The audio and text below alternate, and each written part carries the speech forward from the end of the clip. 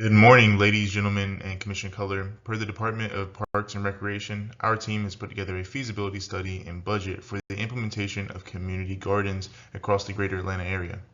You requested our team due to our experience with non-traditional gardening and cultivation design. My name is Cortez, and I led the research for the team. The purpose of these gardens is twofold. First is to increase the effective community outreach and engagement in the citizens of the city by creating purpose-driven spaces where skills can be shared and learned. The second effect is to increase small-scale food production by the local community to ease multiple burdens on the city's populace. We will cover the materials and space for each option as part of the budgets for each. I want to point out the cost of additional labor and changes to existing spaces has not been added to these budgets. By changes to existing spaces, I mean any adjustment to any utilities or landscaping beyond the superficial. All the options are modular with long-term longevity and low maintenance in mind. We've looked at plants easy to cultivate with relatively high yields per plant, and we researched the designs that reflect the city of Atlanta's reputation for widespread arboriculture and can be put in place almost anywhere in the city. Specifically looked at designs that can work in the high-rise apartments of the city or along the edges of our rolling parks spread across our beautiful city. So option 1 is a small-scale modular planter. Option 2 is a combined aquaponics and hydroponics system, and option 3 is a more traditional raised bed system. The benefits of all of these options are increased engagement with the community, addition of local food sources, and increased use of cities' green spaces. Hi, my name is David Bell and I'm the technical lead. So for the technical breakdown, option 1 is a modular small-scale planter. The thought here is the planters can be used by individuals in apartments for 1 or 2 plants, or they can be combined in groups to increase plant diversity and require more community members to maintain the planters. The combination of planters into aesthetically pleasing units will be left up to the communities where they're distributed, and each garden can reflect the people in the area. This option also gives the city an opportunity for a large-scale event to gather and distribute resources. Option 2 is a combined system of aquaponics and hydroponics. The system can produce protein in the form of farmed freshwater fish, and it can produce leafy vegetables and microgreens. The system can be set up to be a pleasant sensory experience by including waterfalls in its construction.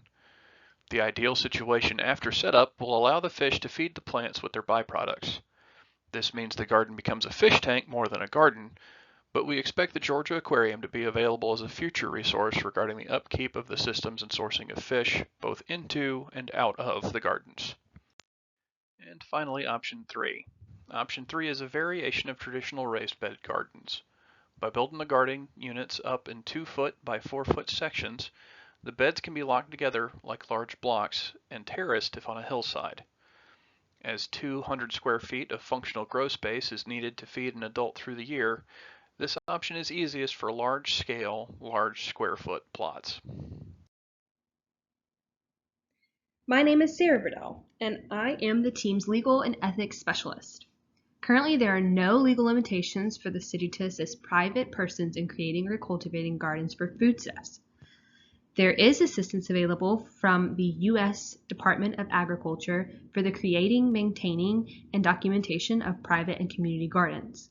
They have programs in place that allow for verification and sale of foodstuffs if the community decides to sell any or all of their produce. There is some concern regarding the safety of these areas.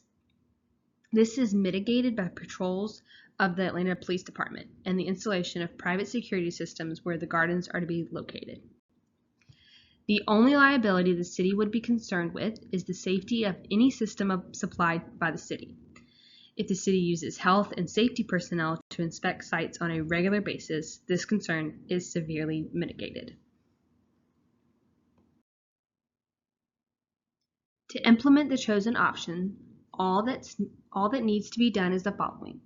Choose suitable locations, acquire the materials and labor for implementation, and follow up with the community member involved with each site.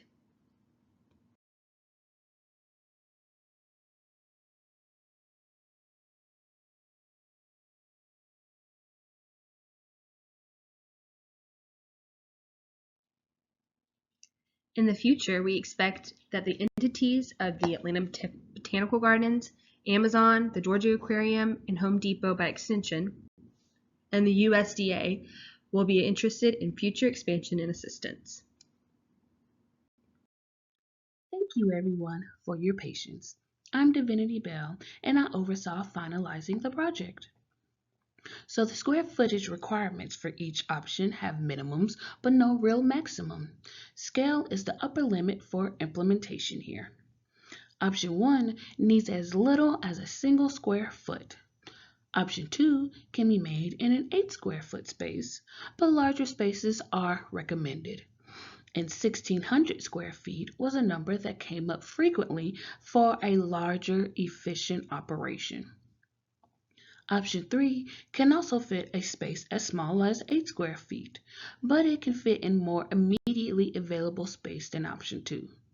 As mentioned in the report, 2,000 square feet is the upper limit expected for a single garden. As directed, the budget of the project was to be under $2 million, or less than 5% of the department's budget. Ongoing maintenance for the options will be less than 0.5% of the annual budget. For 50,000 units, or 10% of the city's population, the one-time cost comes to $1.9 million. Ongoing maintenance costs are expected to be zero. Option 2 would produce 1,400 units and would cost $1.64 million plus labor. Option 2 would have more ongoing maintenance costs, mainly through maintaining health and safety standards due to live animals. Option 3 would produce 5,000 units at a cost of $1.15 million plus labor. Like option 1, ongoing maintenance costs should be zero unless a garden on city property decides to sell their produce. In conclusion, we can reach a sizable portion of the city's population with the project to increase social ties and assist locals with food production. The initial cost and maintenance costs lead us to recommend option 3, and we expect future interest from major partners. Thank you very much for your time, everyone. Do you have any questions in terms of the report or our presentation?